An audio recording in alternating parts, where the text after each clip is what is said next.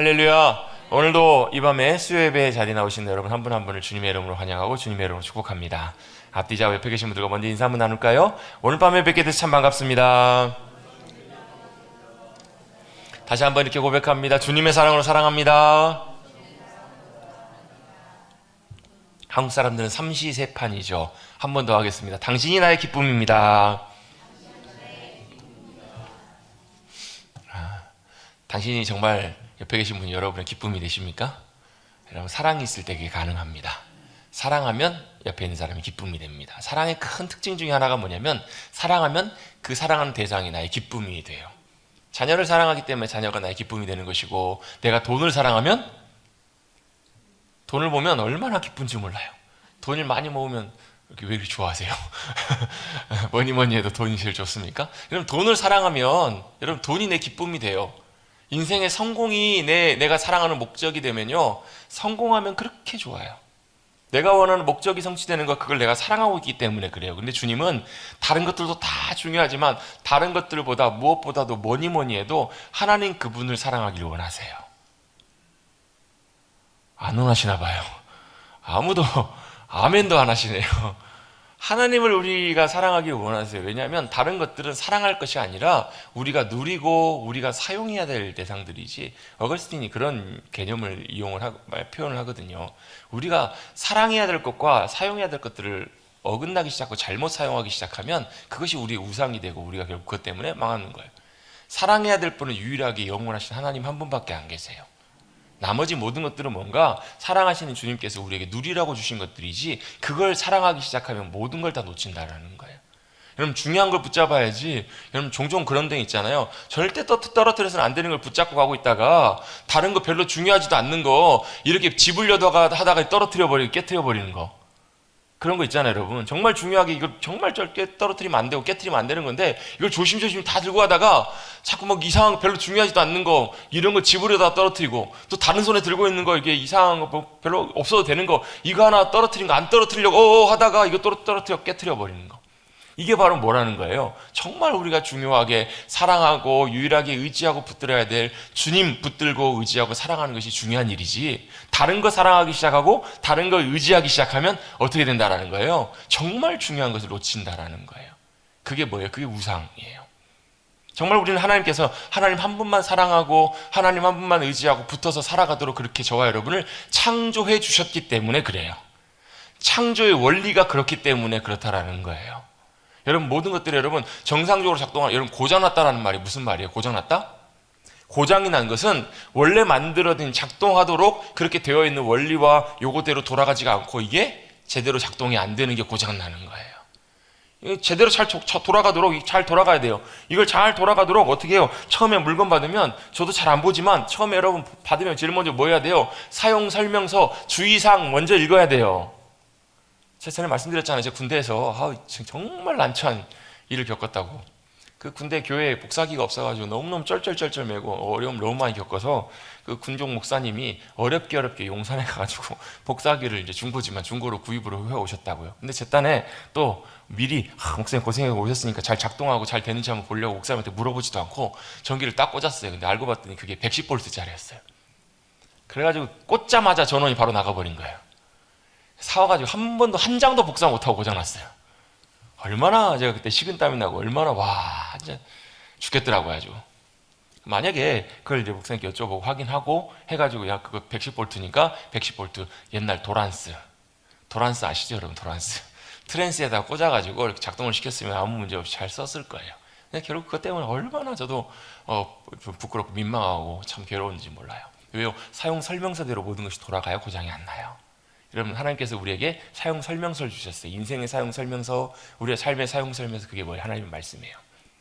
하나님 말씀이 뭐예요? 우리의 생명의 길이 있고 우리가 어떻게 돌아가고 우리의 삶의 원리가 무엇인지를 성경을 통해서 배우도록 주님께서 우리에게 성경 말씀을 우리에게 주셨다라는 거예요. 이 원리대로 돌아가는 것이 제대로 된 거예요. 이게 고장나기 시작하면, 이게 망가지면, 제대로 작동 안 하면 망가져요. 그게 뭐예요? 그게 죄예요, 죄.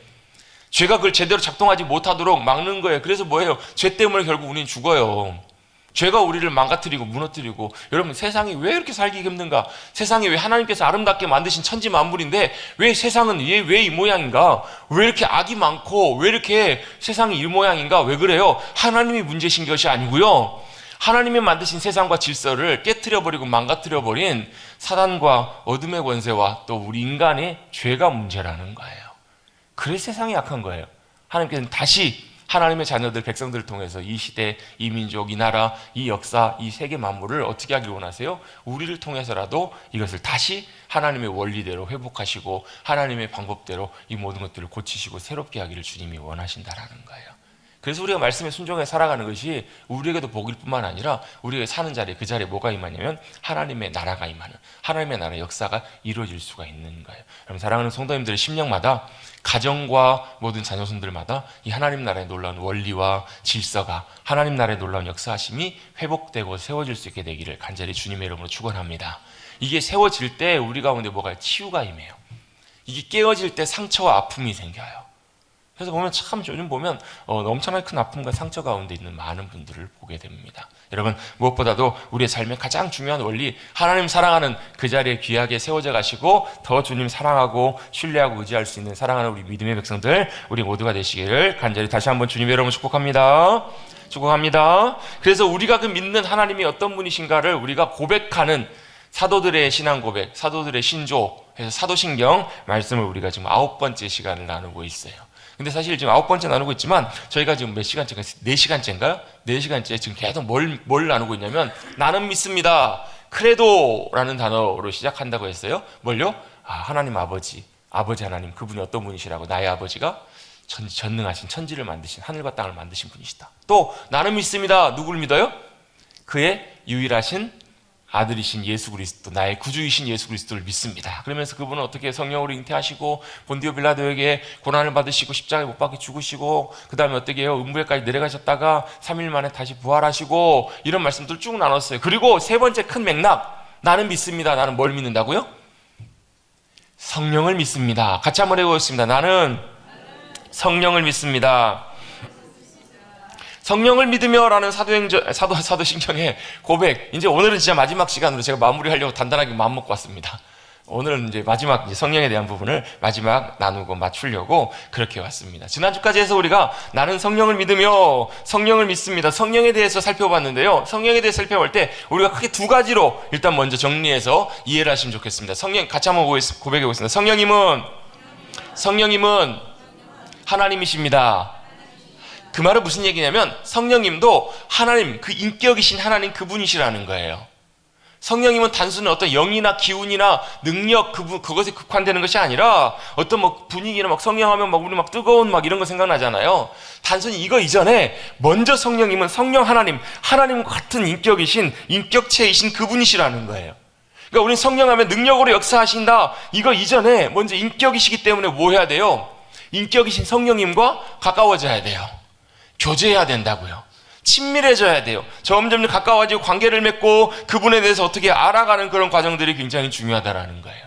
여러분 성령님을 더 잘 알아가십시다. 여러분 성령님 어떤 분이세요? 대답을 못 하시는 거 보니까 아무도 모르시는 것 같아요. 성령님 어떤 분이세요?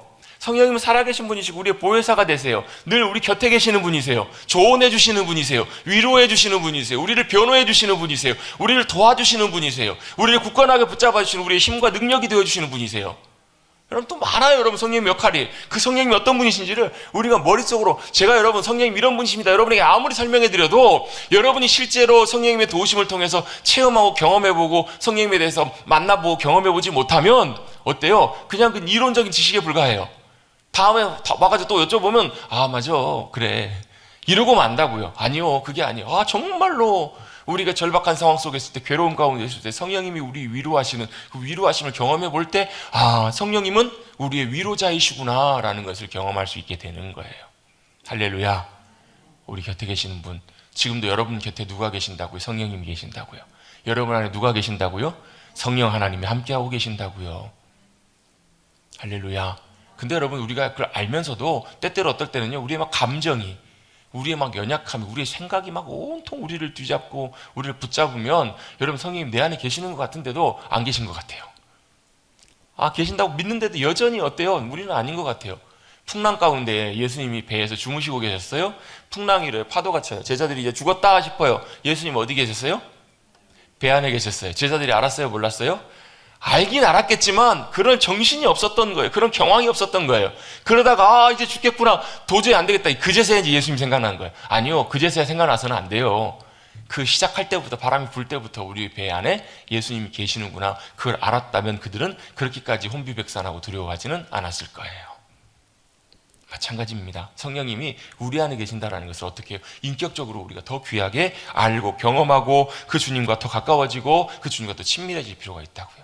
어떤 목사님 항상 그러세요. 성령님과 더 가까이 지내기 위해서 일어나자마자 성령님께 인사해요. 성령님 잘 주무셨어요? 안녕하세요. 굿모닝 홀리 스피릿. 안녕하세요 성령님. 갈 때마다 어떻게 해요? 성령님 같이 가십시다. 그 돌아가신 유명한 목사님 설교하러 올라오실 때마다 여기 앉아 계시면서 올라오실 때마다 어떻게 해요? 렛츠 고 홀리 스피릿. 성령님 같이 가십시다. 이렇게 고백하시는 거예요. 이게 뭐예요? 단순히 여러분 성령님의 능력, 성령님 역사하심 그것만을 구하는 것 이전에 뭐 하는 거예요? 나와 인격적으로 함께 하신 그 주님께 믿음으로 내 자리를 내어드리고 그 주님을 자꾸 구하는 거예요. 여러분 인격이라는 말이 무슨 말이에요? 강제로가 아니라는 말이잖아요. 인격적이시라는 말은 강제로, 성령님이 우리를 강제적으로 어떻게 하시는 분이 아니세요. 귀신은 달라요. 귀신은요, 마귀는 우리를 강제로 어떻게 해보려고 어떻게든지 빈틈을 노려요. 그래서 딱 묶으면, 딱 붙들면 딱 이렇게 묶잖아요. 그럼 어떻게든지 쥐고 흔들어요. 성경에서 이건 뭐라고 해요? 귀신 들렸다라고 표현돼요. 여러분 귀신 들림의 증상이 여러 가지예요. 귀신 들리면 막 우리 예전에 아는 것처럼 여러분 꼭 정신 나간 사람처럼 막 이렇게 행동하기도 하고 막 괴력이 나오기도 하고 그래요. 근데 귀신 들리면요 여러 가지 모습이 있거든요. 완전 정상이에요. 완전 정상인데 귀신 들리는 증상들도 있을 수 있어요. 왜요? 그 부분에 있어서 사단이 귀신이 그걸 싹 나를 올가매고 있는 거예요. 그럼 우리 종종 보면 안타깝게 이제 예전에 보면 유명인들 스스로 목숨 끊는 요즘이야 뭐 자살이라는 게 사실 너무 어찌 보면 옛날에 충격적인 사건에 비해서 지금은 좀 덜 충격적이잖아요. 예전에 여러분 10여 년 전에 정말로 유명한 배우들 이런 분들이 스스로 목숨을 끊었던 분들이 있어요. 그들 중에서는 크리스찬들도 많아요. 왜 그랬을까? 뭐 때문에 그랬을까요? 그들이 뭐 하는 거예요? 그러니까 내주는 거예요, 자리를. 내 마음과 감정을 내어주는 거예요. 어떨 때는 막 술에 취해서 내 의지를 놓쳐버리고 어떨 때는 너무 고통스럽고 사람들의 이런 것들이 너무 괴롭고 힘들어가지고 그냥 거기에 내 자신을 내줘버리는 거예요. 내줘버리면 누가 덥석 물어요? 사단이 덥석 문다라는 거예요. 그걸 물고 쥐고 흔드는 거예요. 자꾸 죽음의 영을 집어넣고 죽으면 끝난다. 죽음으로 끝내라. 네가 도대체 무슨 의미가 있고 무슨 가치가 있냐. 자꾸 사단의 생각과 마음이 자꾸 뒤흔드는 거예요. 여러분 이것도 일종의 귀신 들림이에요. 질병도 다는 아니지만 어떤 경우에는 종종 우리가 아플 때 그런 사단이 역사하고 병마가 역사하는 그런 경우들도 종종 있어요. 어떤 분들은 그걸 모든 것이 다 귀신 역사라고 하는데요. 그건 아니에요. 아플 수도 있어요, 여러분. 아플 수도 있지만 그 뒤에 교묘하게 역사하는, 그래서 사단의 역사는 뭐냐면 강제적이에요. 인격적이지 않아요. 여러분 도둑이 들어올 때 여러분 초인종 누르고 똑똑 들어가도 되겠습니까? 이렇게 도둑이 들어오나요? 아니요. 어떻게든지 몰래 들어와요. 문 열린 데 들어오고요. 어떻게든지 빈틈을 찾아서 들어와요. 사탄이 그렇게 역사한다는 거예요. 그런데 성령님은 어떠시다고요? 인격적이세요. 성령님이 인격이시기 때문에 강제로 하지 않으세요. 그래서 뭐 해야 돼요? 우리가 성령님을 인격적으로 모셔야 돼요. 성령님 인격적으로 찾아야 되고요. 인격적으로 준 성령님을 우리가 사모하고 내 자리를 내어드려야 돼요. 그래서 여러분 성령님 인격이시기 때문에 친밀해져야 되고, 그리고 그 성령님을 내가 찾고 구하고 내가 그 성령님께 순종하기 시작할 때, 내어드리기 시작할 때, 성령님께 내 삶을 맡기기 시작할 때 성령님이 어떻게 해요? 내 안에 계신 성령님이 내 안에서 충만하게 역사하시기 시작하신다고요. 그걸 뭐라고요? 성령 충만. 충만이 아니고 성령 충만이라고요. 얼마나 충만하게 원하셨으면 충만. 성령님이 인격이시기 때문에 내어드리면, 내 자리와 주권을 내어드리면 성령님이 충만하게 역사하시는 거예요. 그래서 여러분 성령님께 내 자리를 내어드리는 것이 필요하고, 믿음으로 내 안에 계신 성령님 내 안에 더 충만하게 역사해 주세요. 내어드리는 것이 필요하고요. 또 내어드리려면 뭘 해야 돼요? 자리를 비워야 돼요. 그래서 뭐가 필요해요? 어떨 때는 회개가 필요할 때가 있어요. 회개는 뭐 하는 거예요? 내 안에 지저분한 것들, 하나님 원치 않는 것들, 더러운 것들, 이것들 다 제거하고 정결하신 주님, 거룩하신 성령님께서 역사하실 수 있도록 그것을 깨끗하게 정결하게 비우는 거예요. 그리고 또 뭐 해야 돼요? 사모해야 돼요. 간절히 사모하고 성령님 내 안에 임해해 주세요. 성령님 내 안에 충만하게 역사해 주세요. 사모하고 구할 때 성령님께서 우리 안에 충만하게 역사하십니다. 아멘? 그래서 처음에 성령님은 인격이시다라는 것, 그리고 성령님은 내 안에 충만하게 역사하셔서 어떻게 일하시는가? 주님의 능력을 나타내기 시작하세요. 주님의 능력을 나타내실 때 성령 충만함이 두 가지로 이렇게 정리할 수 있다고. 첫 번째는 뭐냐면 내적인 성령 충만, 또 하나는 외적인 성령 충만. 이건 이제 편의상 굳이 나누는 거예요. 이건 뭐 딱 이렇다는 게 아니라, 내적인 성령 충만은 뭐냐면 성령님이 내 안에 충만하게 역사하시면서 어떻게 일하시는가, 내 감정이나 내 성품이나 내 말이나 행동이나 이런 것들을 내가 성령님께 내어드리고 순종하면 순종할수록 성령님이 충만하게 역사하세요. 그래서 그 결과가 어떻게 나타나요? 성령의 열매로 나타나는 거예요. 사랑의 열매가 나타나고 희락의 열매가 나타나고, 여러분 오늘 이 밤에도 성령께서 충만하게 역사해 주셔서 여러분의 마음속에 희락과 평강의 놀라운 열매들이 풍성하게 임할 수 있게 되기를 주님의 이름으로 축복합니다. 여러분 사모하십시오. 그리고 내어드리십시오. 성령께서 온전하게 역사해 주시도록. 내 감정을, 여러분 감정은 내 것인데요, 감정도 성령님께 내어드리면 성령님이 내 감정을 붙잡아 주셔서 어떻게 천국의 감정으로 채워줄 수 있어요. 하나님의 감정으로. 어떤 그 천국의 감정이 어떤 건데요, 도저히 기뻐할 수 없는 상황인데 저 사람 미쳤나 봐. 왜요? 성령님이 그 안에 역사하셔서 희락의 충만한 열매들을 주시는 거예요. 기쁨의 열매를 주시는 거예요. 아멘? 도저히 정신없는 상황인데 성령님께 내 감정과 내 마음과 생각을 내어드렸더니 성령님이 내 안에 충만하게 역사하셔서 무슨 열매를 맺게 해주세요? 평강의 열매를 맺게 해주시는 거예요. 평안의 열매를 주시는 거예요. 여러분 이것이 성령님이 내 안에 내적으로 내 감정과 성품을 통해서 역사하실 때, 충만하게 나타나실 때 나타나는 열매라는 거예요. 나를 주관해 주시고 붙잡아 주시는. 아멘? 여러분 성령님의 내적인 충만함, 그걸 통해서 귀한 성품의 열매들이 맺혀가시기를 주님의 이름으로 축복합니다. 그럼 뭐가 나타나요? 어떤 열매가 나타나는가? 내 열매가 아니라요, 주님을 닮아가는 주님의 열매가 맺힌다는 거예요. 주님의 말, 주님의 성품, 주님의 행동, 주님의 생각들이 나를 통해서 나타나는 거예요. 여러분 왜요? 왜 그래요? 같이 한번 고백했습니다. 나는 그리스도인이기 때문에, 나는 성령님이 함께 하시는 성령의 사람이기 때문에. 아멘? 그래서 여러분 내가 그리스도인이기 때문에 나를 통해서, 내 말과 행동과 삶을 통해서 뭐가 나타나요? 주님이 나타나시는 거예요. 주님의 향기가 나타나는 것. 여러분 이해가 되세요? 이해가 두 분밖에 안 되시나 봐요. 성령님이 내 안에 충만하게 역사하실 때, 내 감정과 생각과 말과 행동을 성령님께서 붙들어 주신다고요. 그래서 어떻게 해요? 도저히 사랑할 수 없는 상황인데 사랑할 수 있는 마음과 놀라운 능력과 놀라운 성령의 사랑의 귀한 동기들이 우리 마음속에 부어져요. 도저히 저 인간 못 사랑하겠는데, 근데 성령님이 역사해 주시고 내가 성령님께 순복했더니, 드려졌더니 사랑하는 그 마음들이 내 마음속에 부어져요. 도저히 기뻐할 수 없는데 희락이 부어지고, 도저히 평안할 수 없는 상황인데 평강이 부어지고, 또 어때요? 못 참겠지만 오래 참음이 가능해지고. 아멘? 이런 성령의 열매들이 풍성하게 맺혀진다고요. 이게 내적인 성령 충만함의 결과예요. 또한 내적인 성령 충만함으로만 그치는 것이 아니라, 우리는 어떤 분들은 특별히 여러분 좀 장로교나 이런 교회들에서는 여기에 좀 더 많이 초점을 맞춰요. 그래서 우리가 말씀에 순종해서 이 내적인 성령 충만함의 열매를 우리가 열심히 맺읍시다 그런데요, 성령의 열매는 우리가 맺는 게 아니라고요. 성령님께 순종할 때 우리가, 성령님께서 우리를 통해서 나타내 주시는 성령의 열매예요. 그리고 이건 내적인 성령 충만함이라면, 또한 외적인 성령 충만함이 있습니다. 이건 뭐냐면 성령님이 우리 가운데 뭘로 임하시는 거냐면 능력과 권세로 임하시는 거예요. 능력으로 우리 가운데 역사하시고, 능력의 풍성한 기름 부으심이 우리 가운데 함께 해주실 때, 그래서 여러분 이 능력이, 성령님의 능력이 외적으로 임할 때 나타나는 가장 대표적인 것이 뭐냐면 은사와 능력이라는 거예요.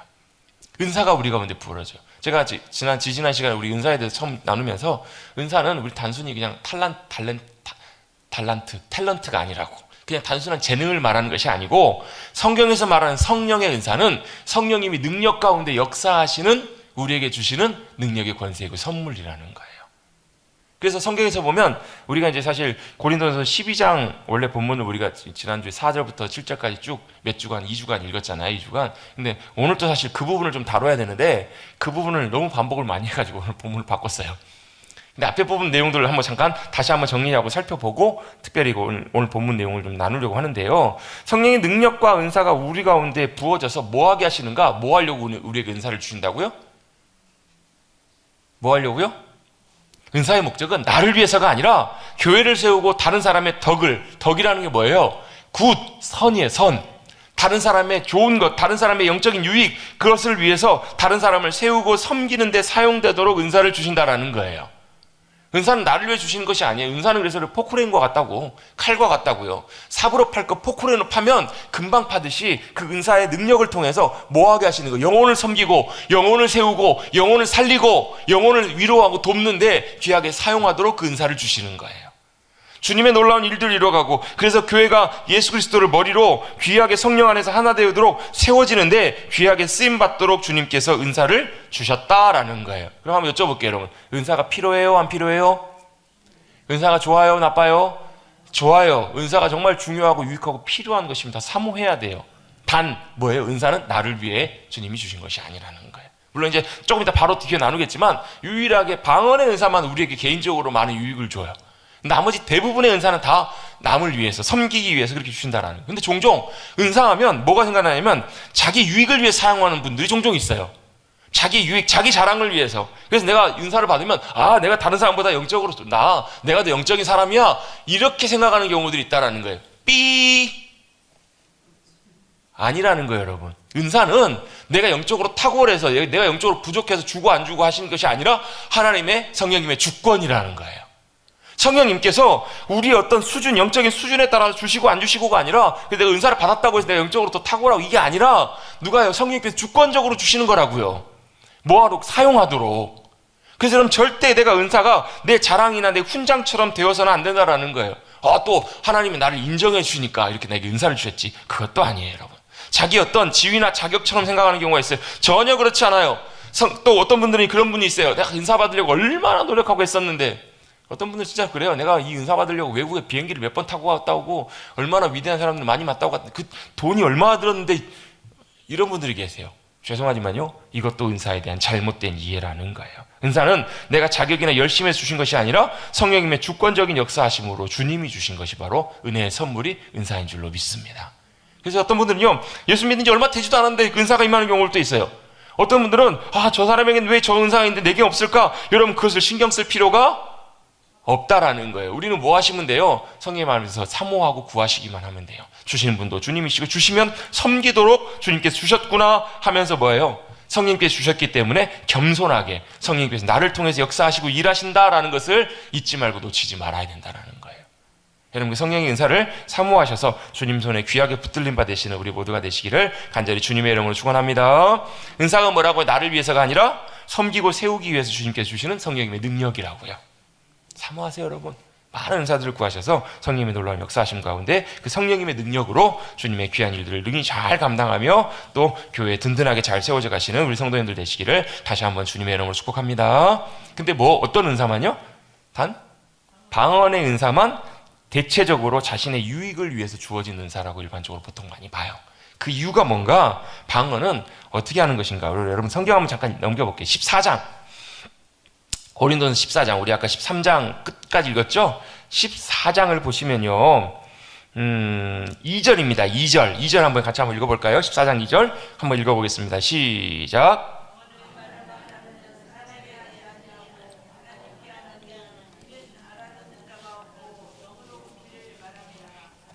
아멘. 자, 방언으로 말하는 사람은 누구에게 한다고요? 사람에게 하는 것이 아니라 하나님께 한다라는 거예요. 제가 기도하면서도 늘 강조하는 것 중에 하나 있잖아요. 기도는 누구에게 하는 거라고요? 하나님께 하는 거라고요. 특별히 여러분, 우리가 기도인도, 대표 기도를 하다 보면 긴장이 굉장히 많이 되기도 하고 신경이 많이 쓰여요. 그렇죠? 그러면서 우리 마음속에 그런 마음이 있어요. 사람들에게 기도하면서 이 기도를 통해서 은혜를 많이 끼쳐야 되는데. 참 그 마음은 좋은 것 같은데요. 실제로 기도는 누구에게 하는 거라고요? 하나님께 하는 거예요. 어디 계세요? 내 앞에 계신 분께. 내 앞에 함께하고 계신 그 주님께 우리의 믿음의 고백을 함께 한 마음으로 성령님의 감동하심을 따라서 고백하는 것이 기도 인도예요. 그래서 여러분, 성령님이 함께하심 가운데 우리가 주님 주신 감동으로 기도하게 되면요, 내 기도 인도자가 하는 그 기도가 어때요? 거기 모여있는 사람들의 마음과 심령과 영혼에 성령님을 통해서 감동하고 역사해요. 그래서 그 고백에 우리도 동의하게 돼요. 우리가 다 같이 기도하는 것이지만 이분의 기도 고백, 기도 인도자의 기도 고백이 우리가 어떻게 다 동의하는 거예요. 믿음으로 성령님의 감동을 통해서. 아멘. 주님이 영광 받으시옵소서. 주님의 주님의 역사를 나타내 주십시오. 주님의 나라가 임하게 하시고 주님의 놀라운 일들을 이루어달라고 기도할 때 우리도 같이 동의해서 똑같이 그렇게 기도할 수 있게 되는 것, 그게 바로 뭐라고? 기도 인도라고. 그게 바로 대표 기도예요. 기도는 바로 하나님께 하는 거예요. 그런데 특별히 방언은 사람에게 하지 않고 하나님께 하는데, 이는 알아듣는 자가 없고 영으로 비밀을 말하는 기도, 그 방법이라는 거예요. 여러분 우리 보통 말을 하면 말을 알아듣잖아요. 근데 방언으로 하면 일반적인 경우에는 방언으로 기도하는 걸 잘 알아듣지는 못해요. 영으로 하기 때문에. 자, 방언은 사람에게 하지 않고 하나님께 한다. 알아듣는 자가 없고 영으로 비밀을 말한다. 이게 바로 방언의 특징이에요. 그래서 누구 들으시라고, 하나님께서 들으시라고 하는 기도예요. 사람도 못 알아듣는다. 그래서 어떤 목사님 그런 얘기도 하세요. 마귀도 못 알아듣는다고, 이 기도는. 하나님께만 직접 알아들을 수 있도록. 왜요?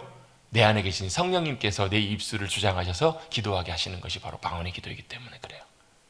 하나님께 직접, 그래서 하나님과 직접 다이렉트로 통로가 연결된다고. 그래서 여러분 우리가 잘 알고 있는 유명한 말씀이 있어요. 로마서 8장 26절 27절 말씀에 보면 어떤 말씀이에요? 이와 같이 성령도 우리의 연약함을 도우시나니 우리는 마땅히 기도할 바를 알지 못할 그때에도 오직 성령이 말할 수 없는 탄식으로 우리를 위하여 친히 간구하시느니라.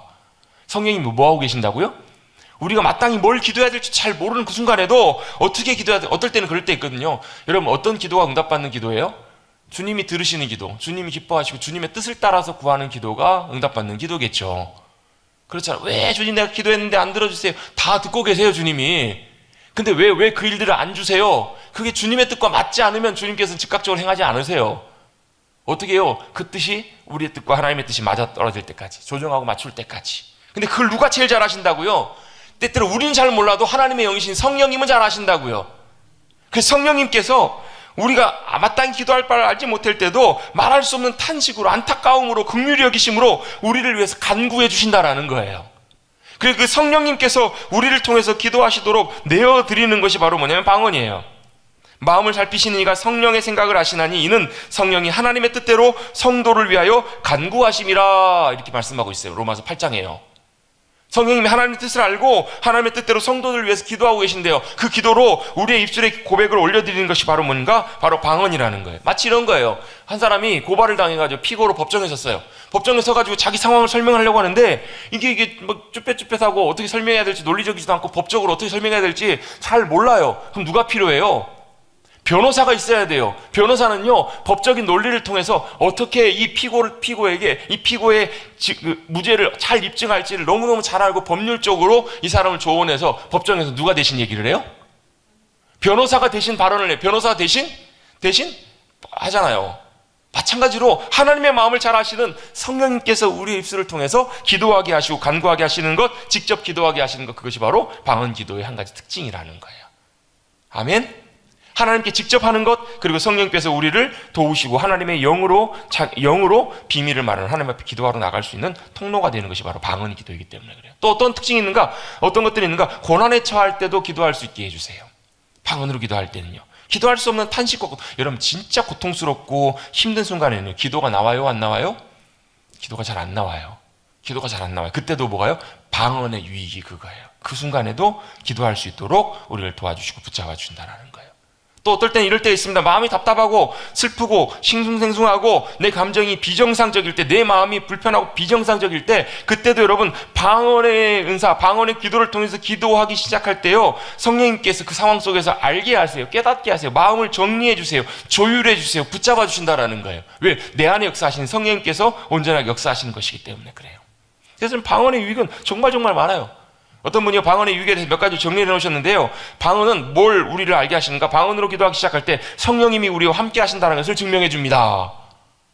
왜요? 성령님이 역사하실 때 우리의 방언에 귀한 은사들이 나타나기 때문에, 아, 성령님이 나와 함께 하시는구나 라는 것을 증명해 주는 증거 중에 하나가 바로 방언이라는 거예요. 또 방언으로 기도하기 시작하면요, 방언으로 고백하기 시작하면 영적으로 강한 자가 되게 합니다. 실제로 그래요. 우리의 영혼을 강하게 붙들어 주세요. 방언으로 기도하기 시작하면. 또 영적으로 민감하게 해서 영적인 사건들을 잘 분별할 수 있도록 도와준다는 거예요.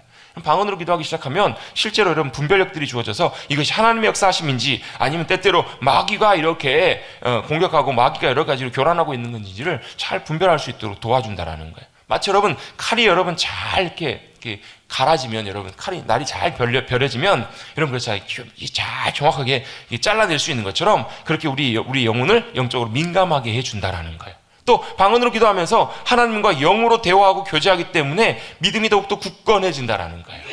방언으로 기도하는 유익들이요. 또 언어 사용에 더욱더 신중하게 된다. 방언의 은사를 어떤 분들은 하늘의 언어, 천국의 언어라고 표현하시는 분들도 계세요. 하늘의 언어, 뭐 정확하게 그 하늘의 언어인지는 모르지만 혀와 입이 나도 모르게 여러분 누구에게요? 주님께로 뒤어지고 고백되는 거예요. 근데 여러분 그거 아세요? 우리도 모르게 여러분 우리의 혀와 입술, 언어가 참 성경에서 보면 중요한 게 뭐냐면 우리의 입의 말과 혀가 어떻게 해요? 자기도 모르게 사단에게 쓰임받을 수가 있어요. 기가 막히게 교묘하게 사단의 도구가 될 수도 있다는 거예요. 여러분 우리 하나 입에서 믿음의 고백이 나올 수도 있고요. 여러분 나도 모르게 여러분 사단의 도구로 사용될 수도 있어요. 나는 맞다라고 하는 말이지만 어떤 의도와 어떤 좋은 의도를 갖고 한 말인데 전혀 다른 결과를 나타낼 수도 있다고요. 우리의 말이 갖고 있는 특징이 무서운 여러분 말의 위력과 힘이 그렇다는 거예요. 반대로 방언으로 기도하기 시작할 때 우리 입술을 어떻게 해요? 조금 더 성령님께서 기뻐하시는 말 가운데 사용될 수 있도록 우리의 입술의 말을 잘 제어하고 주장하고 붙잡을 수 있다는 거예요. 뭐니 해도 저는 이 방언 은사를 통해서요 늘 쉬지 않고 기도하는 은혜가 어떤 것인지를 경험하게 해준 것 같아요. 계단 올라갈 때도 기도하고 운전할 때도 기도하고 이게 어떨 땐 튀어나올 때가 있어요. 쭉쭉 될 때가 있어요. 그렇게 여러분 1시간 기도하는 게 쉬우세요? 어려우세요? 매 10년 목회하는 목사님 그러시더라고요. 자기도 1시간 기도하면 더 이상 이제 기도할 말이 생각나지 않아서 또 하지 않으면 1시간 기도하기가 쉽지가 않다고. 방언으로 기도하기 시작하면 내 안에 계신 성령님께서 내 영을 통해서 역사하시고 기도하게 하시는 거기 때문에 밤새도록 기도해도 기도가 그렇게 어렵거나 지루하거나 힘들지는 않아요. 기도에 더욱더 집중해서 기도를 통해서 더욱더 귀하게 주님의 은혜 가운데 주님의 영광의 임재 가운데 들어갈 수 있도록 도와주신다라는 거예요. 또 영적으로 새 힘을 우리가 공급받게 해주신다라는 거예요. 그럼 실제로 방언으로 기도해보면 우리의 영혼이 새 힘을 얻는 것을 보게 돼요. 또 우리의 영혼이 깨끗해집니다. 우리의 영혼이 맑아지는 그런 느낌들을 우리가 받을 수가 있게 됩니다. 여러분 신앙생활도 오래 하게 되면 그런 것 있거든요. 영적으로 활력이 떨어지는 그런 경험을 할 수가 있거든요. 뭐 해봐라. 너도 나중에 시간 지나봐라. 너도 나처럼 될 거다. 지금 팔딱팔딱하지. 너도 시간 지나면 나처럼 될 거다. 근데요 방언으로 기도하기 시작하면 우리의 영혼이 늘 새 힘을 공급받아요. 우리의 영혼이 새로워집니다. 힘을 얻습니다. 그래서 활력이 생깁니다. 그래서 매너리즘에 빠지지 않고 온전하게 잘 일어나서 뛰어서 또 우리의 영혼이 뛰며 즐거워하며 감사함으로 나갈 수 있도록 우리를 도와주시는 것이 바로 방언의 은사라는 거예요.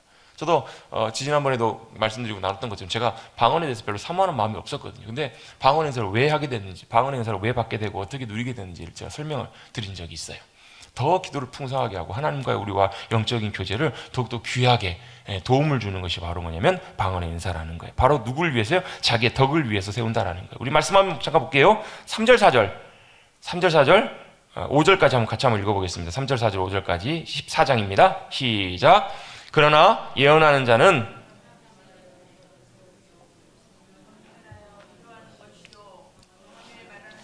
자기의 덕을 세우고 예언하는 자는 교회의 덕을 세우나니 나는 너희가 다 방언 말하기를 원하나 특별히 예언하기를 원하노라. 만일 방언을 말하는 자가 통역하여 교회의 덕을 세우지 아니하면 예언하는 자만 못하니라.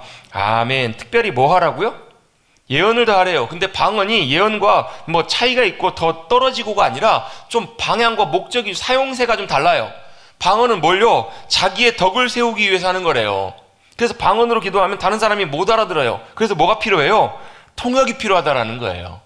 뒤에 나와 있는 내용들도 이거예요. 방언에 대해서 막 부정적으로 얘기하고 있는 것 같은데 실제로는 방언에 대해서 부정적으로 얘기하는 것하기보다도 그 당시에 방언을 이렇게 잘 사용해야 될 필요가 있다라는 것을 사도 바울이 설명해 주고 있어요. 이런 거에 예를 들면 우리 오늘 권사님 와서 기도하셨지만 권사님 와서 기도하시겠습니다. 근데 기도하시면서 하나님 아버지 그러면서 방언으로 시작하셔서 방언으로 아멘 끝내시는 거예요. 그럼 여기서 기도하시는 분들 여러분 그 도대체 무슨 기도였는지 아세요? 모르세요? 몰라요. 통역의 은사, 통변의 은사를 통해서 그걸 깨닫게 하시는 그 은혜가 있기 전까지는요 몰라요. 무슨 기도를 하시는지. 그래서 뭐가 필요하다고요? 여러분 예언의 은사는 여러분 뭐 점치는 은사가 아니에요, 여러분.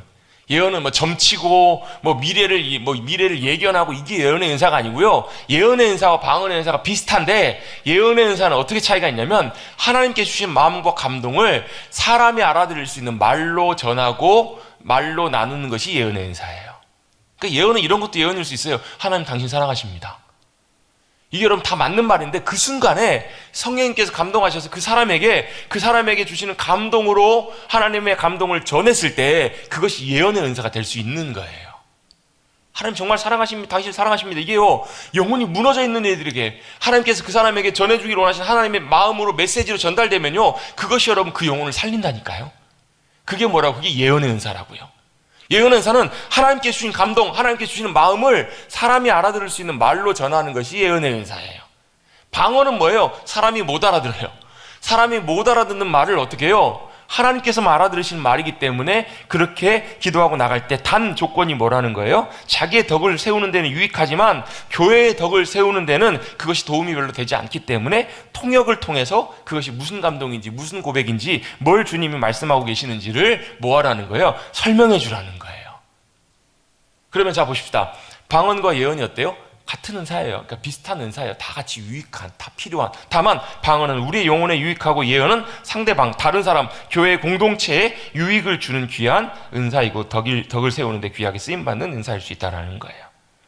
자, 6절입니다. 그런즉 형제들아 내가 너희에게 나아가서 방언으로 말하고 계시나 지식이나 예언이나 가르치는 것으로 말하지 아니하면 너희에게 무슨 유익이 있으리요? 제가 설교를 하는데 방언으로만 설교를 하면 여러분 뭘 알아들으시겠어요? 아마 한 2주만 그렇게 하면 다음 주부터는 한 분도 안 나오실걸요?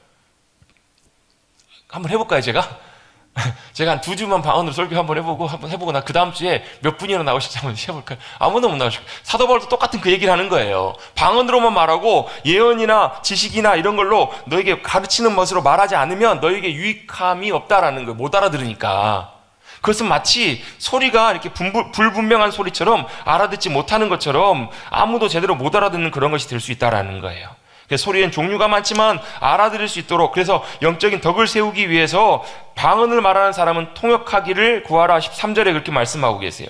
그러면서 이제 중요한 표현이 나오는데 14절, 15절 한번 잠깐 봅니다. 14절, 15절 보시면요. 내가 만일 방언으로 기도하면 뭐가요? 나의 영이 기도하거니와 나의 마음은 열매를 맺지 못하리라. 그러면 어떻게 할까? 어떻게 하라고요? 내가 영으로 기도하고 마음으로 기도하며 내가 영으로 찬송하고 또 마음으로 찬송할지라는 거예요. 같이 가라는 거예요. 방언으로 기도할 때는 뭘요? 하나님 앞에 통역의 은사를 구하세요. 통변의 은사를 구하세요. 하나님 제가 지금 기도하고 있습니다. 주님 무슨 감동, 뭘 기도하고 있는지 주님 깨닫게 해주세요. 알게 해주세요. 구하면 주세요. 다 주시는 것은 모르겠지만 주시더라고요. 그래서 내가 하나님께서 이걸 놓고 기도하게 하시는구나, 이걸 주님께서 구하게 하시는구나 이렇게 깨닫고 알게 된다는 거예요. 영으로만 기도하고 나면요 우리의 영은 풍성해지는데 우리의 마음은 도대체 내가 뭘 기도했나 싶어요. 무슨 말이 이해가 되시죠?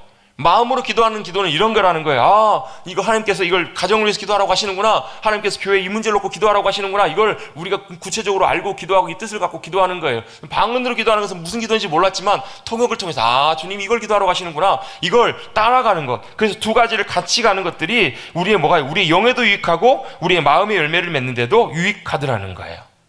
근데 그 당시에는 어떤 사람들 중에서 방언으로 와서 다 얘기를 해버리는 거예요. 근데 이 사람은 감사의 고백으로 방언으로 고백을 했는데 못 알아들으면 다 같이 감사할 수가 없는 거예요. 그래서 나온 말씀이 무슨 말씀인가? 뒤에 한번 잠깐 볼게요. 이제 16절, 17절이 바로 그거예요. 너는 감사를 잘하였지만 다른 사람은 덕세움을 받지 못하리라. 18절입니다. 18절, 19절 같이 한번 읽어봅시다. 시작. 내가 너희 모든 사람보다 방언을 더 말함으로 하나님께 감사하노라. 자, 내가 누구예요? 내가는? 사도 바울이에요. 사도 바울이 다른 사람들보다 방언을 뭐 한다고요?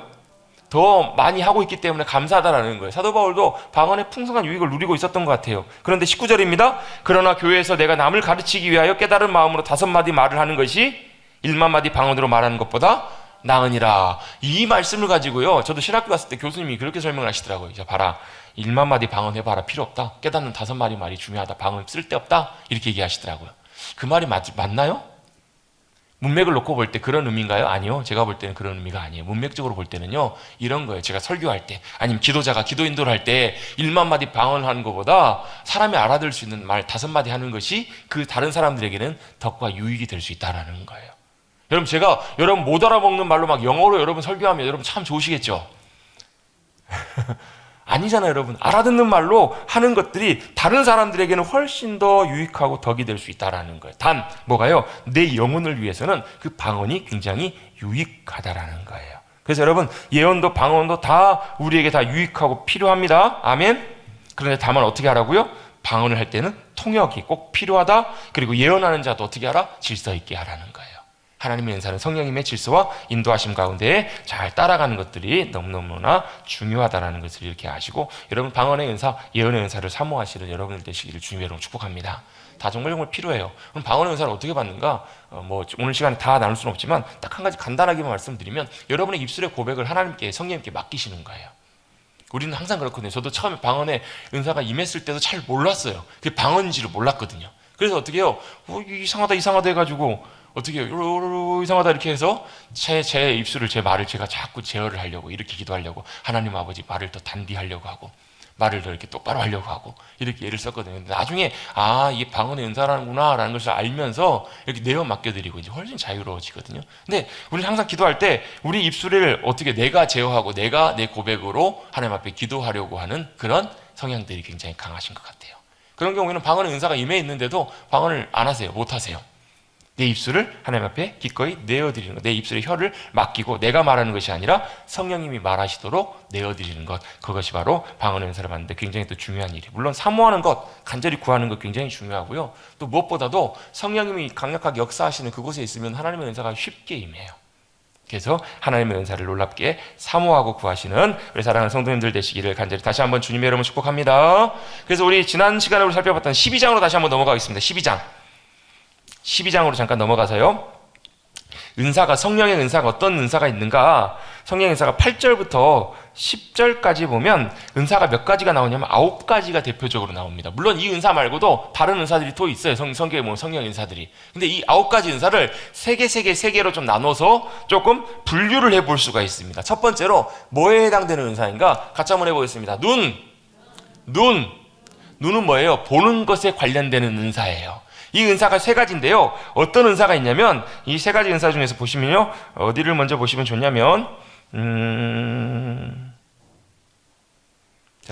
8절입니다. 8절. 성령으로 말미암아 어떤 사람에게는 지혜의 말씀을, 어떤 사람에게는 같은 성령을 따라서 지식의 말씀을, 이렇게 나오죠. 그 다음에 뒤쪽에 보면 영분별의 은사가 또 나와요. 자, 이 3가지가 뭐냐면 지혜와 지식과 영분별의 은사를 보는 것에 관련된, 눈에 해당되는 은사라고도 볼 수 있어요. 3가지 은사의 어떤 내용인가? 자, 먼저 지식의 말씀의 은사를 먼저 잠깐 볼게요.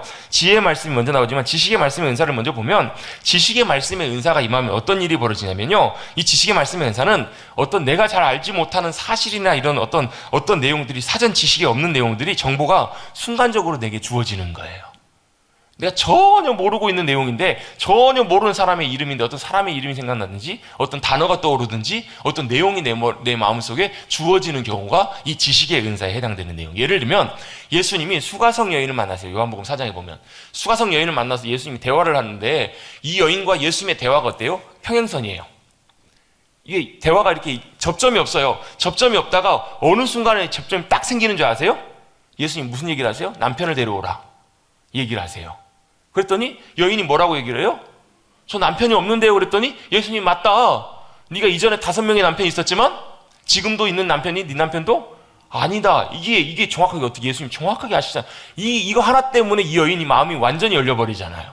그죠? 이게 뭐라는 거예요? 이게 지식의 은사라는 거예요. 예수님에게 이 지식의 은사가 임했을 때 이 여인의 마음이 확 열리는 거예요. 아니, 어떻게 아셨지? 이게 지식의 은사라는 거예요. 지식의 은사는, 아니 어떻게 알았지? 이게 지식의 은사라고요. 삭개오에 대해서 예수님이 정확하게 꿰뚫어보고 알고 계세요. 알고 계셨기 때문에 삭개오가 그렇게 반응하게 되는 거예요. 제가 예전에도 몇 번 소개한 적이 있어요. 여기 우리 광주에 저번에 오셔서 말씀 전해주셨던 목사님, 그분이 다른 지역에서 목회하실 때 그 지역에 다 저 멀리서 차로 한 2-3시간 되는 거리에서 한 가족이, 어머니와 아들과 여자친구가 그 목사님께 기도를 받으러 왔어요. 소개를 받고 왔는데 무슨 문제 때문에 왔냐면, 이 아들이 정신적으로 정신질환이 생겨가지고 정신이 온전치가 못한 거예요. 괜찮았는데 정신이 좀 뭔가 문제가 생겨서 병원을 가봐도 안 되고 어떻게 해도 안 되니까, 그 목사님, 성령께서 놀랍게 역사하시는 목사님이시더라, 가서 기도 좀 받아봐라. 소개를 받고 차로 2시간 넘게 운전해가지고 그 목사님 만나러 오신 거예요. 그 목사님 만나서 이런저런 감동 주시는 것들을 나누고 이런저런 말씀들을 나누고 하는데도 전혀 통하지가 않아요. 전혀 듣지도 않고 그냥 피식피식 웃고 그냥 전혀 반응도 없고 그래요.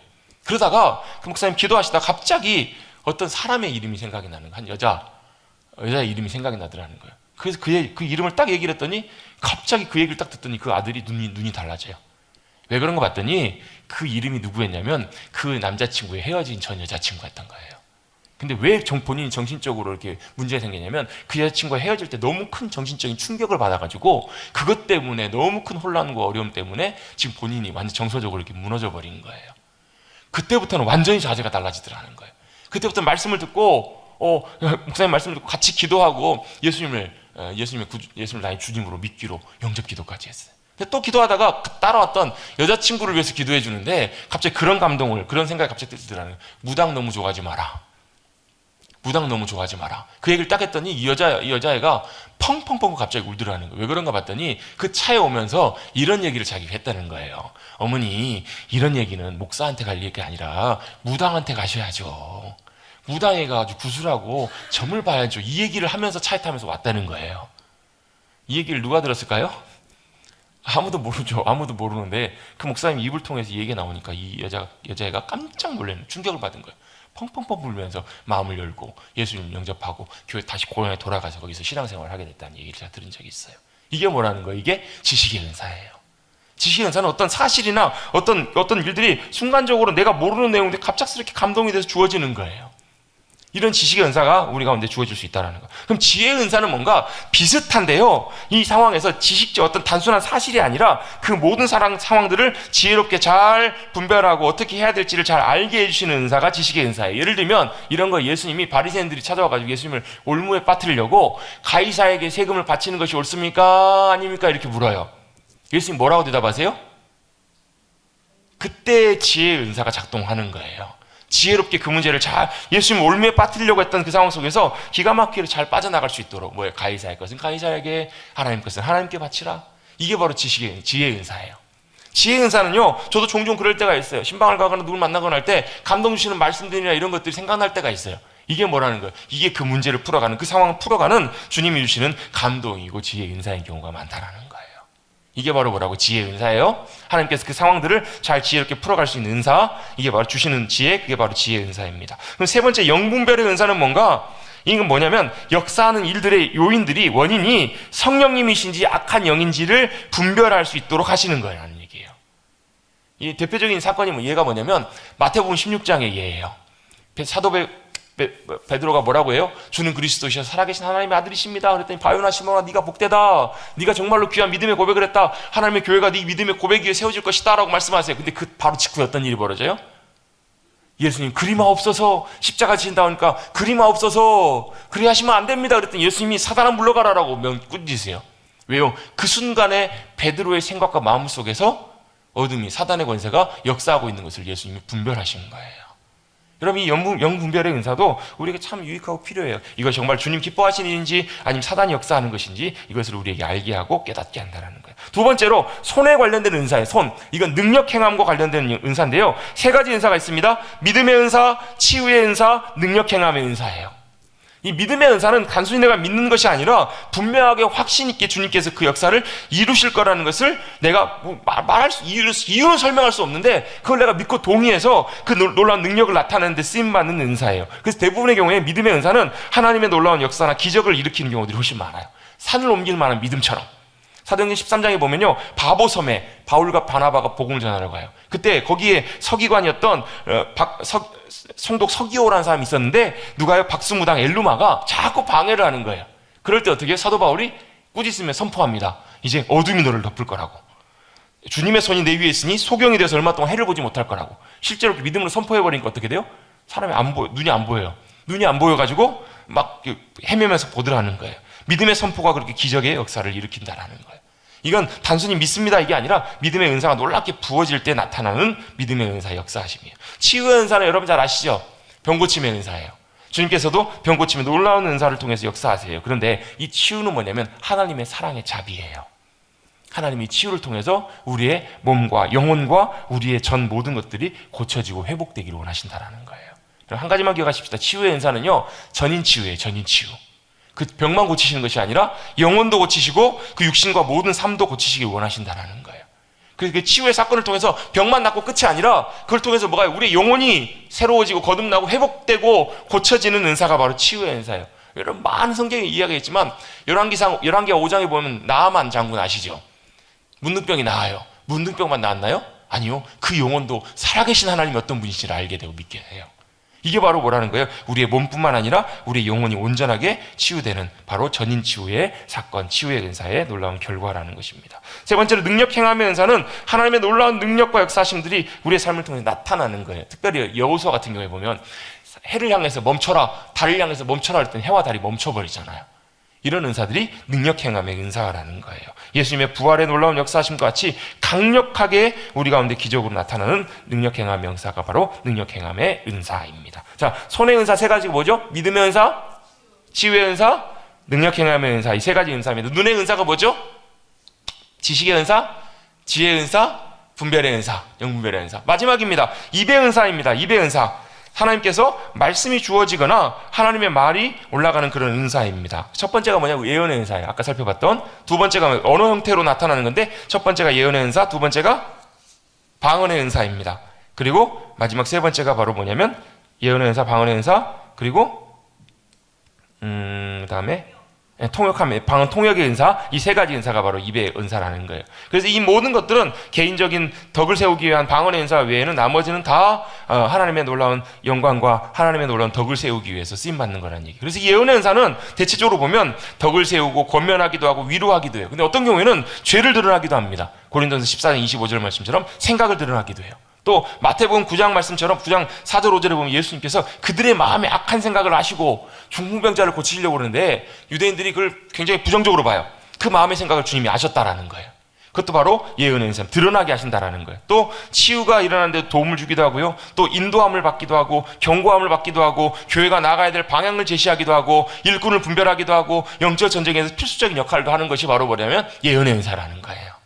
여러분 덕을 세우기 위해서 우리 가운데 주어지는 예언의 은사, 이 은사도 사모하시고 방언의 은사도 사모하셔서 우리 영혼이 더욱더 든든하게 세워져 가시는 우리 모두가 되시기를 간절히 바랍니다. 사도행전 11장에 보면 이런 예언이 있어요. 아가보라고 하는 사람이 큰 기근이 올 거라고, 흉년이 올 거라고 예언을 해요.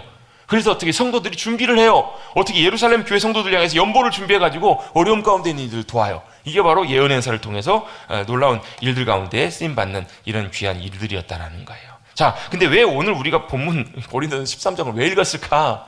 13장을 왜 읽었을까? 이것만 간단하게 1분 안에 맞추고 정리하고 맞추겠습니다. 자, 12장 31절 다시 한번 보겠습니다. 12장 31절. 우리가 방금 9가지 은사와 성령의 은사에 대해서 쭉 몇 주간 살펴봤어요. 근데 왜 12장 마지막 부분을 읽었을까? 12장 31절에 보시면요, 이렇게 표현되어 있습니다. 너희는 더욱더 큰 은사를 사모하라, 이렇게 말씀하고 있어요. 그래서 우리가 이 말씀을 읽고 13장을 딱 읽으면 이렇게 생각합니다. 너희는 더욱더 큰 은사를 사모하라. 그 큰 은사가 뭐라는 거예요? 사랑이라고요. 생각하기 쉬운데 그 다음에 뭐가 나와요? 내가 또한 가장 좋은 길을 너희에게 보이리라 라고 말씀합니다. 그래서 어떤 분은요, 이게 문단이 단락이 여기 앞에서 끊어야 된다라는 거예요. 너희는 가장 큰 은사를 사모하라 하고 이 큰 은사가 어디로 연결되냐면 14장 1절로 연결된다라는 거예요. 14장 1절은 뭐냐? 사랑을 추구하며 신령한 것들을 사모하되 특별히 예언을 하도록 하라, 이렇게 연결되는 것이고, 그러면 내가 또한 가장 좋은 길을 너희에게 보이리라, 그리고 13장 1절부터 13절까지 뭐냐? 그건 바로 가로쳐져 있는 말씀이라는 거예요. 이건 무슨 말인가? 가장 좋은 길, 은사가 사용되는 가장 좋은 길이 바로 뭐라는 거예요? 사랑이라는 거예요. 그 사랑을 은사라고 보기보다도 우리가 은사를 나타낼 때 뭘로 행해야 된다고요? 사랑으로 행하라. 이게 바로 사랑장의 중요한 목적이에요. 그래서 1절부터 보시면 뭐예요? 사람의 방언과 천사의 말을 할지라도 뭐가 없으면요? 사랑이 없으면 아무 의미가 없다라는 거예요. 산을 옮길 만한 능력, 믿음이 있고 예언하는 능력이 있어도 뭐가요? 사랑이 없으면 아무런 의미가 없는 거란 얘기예요. 아무런 강력한 은사가 우리 가운데 임하고 이 9가지 은사가 다 임해도 그 은사를 어떻게 사랑으로, 사랑의 방법으로, 사랑하는 길로 행하지 않으면 아무런 의미가 없다라는 거예요. 할렐루야. 그래서 그 은사 주신 것들을 사랑의 마음으로, 사랑으로, 섬김으로 우리가 귀하게 감당해야 가는 것들이 너무나 중요하더라는 거예요. 그것이 바로 뭐예요? 은사의 길이고 방향입니다.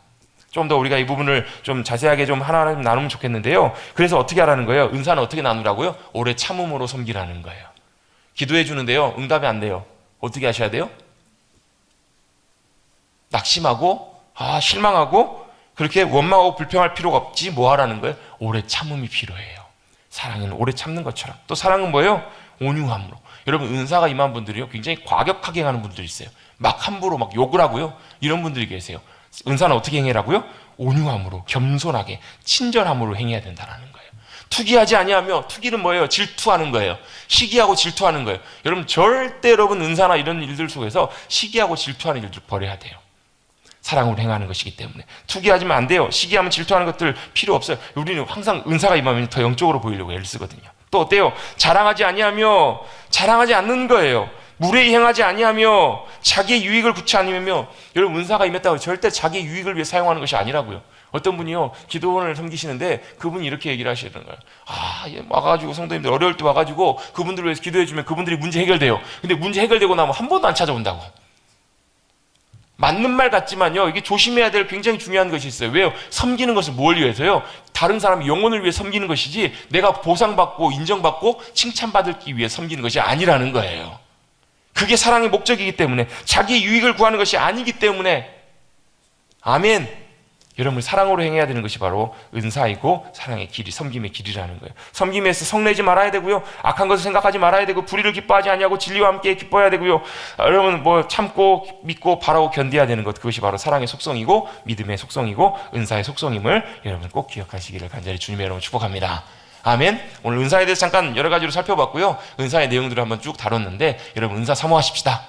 주님께서 은사를 놀랍게 부으시고, 그리고 그 은사를 부으셨을 때 어떻게 해요? 사랑으로 그 은사를 잘 활용하셔서 주님의 귀한 기쁨으로 쓰임 받으시는 주님의 귀한 통로들이 되시는 저와 여러분 우리 모두가 되시기를 간절히 주님의 이름으로 축복합니다.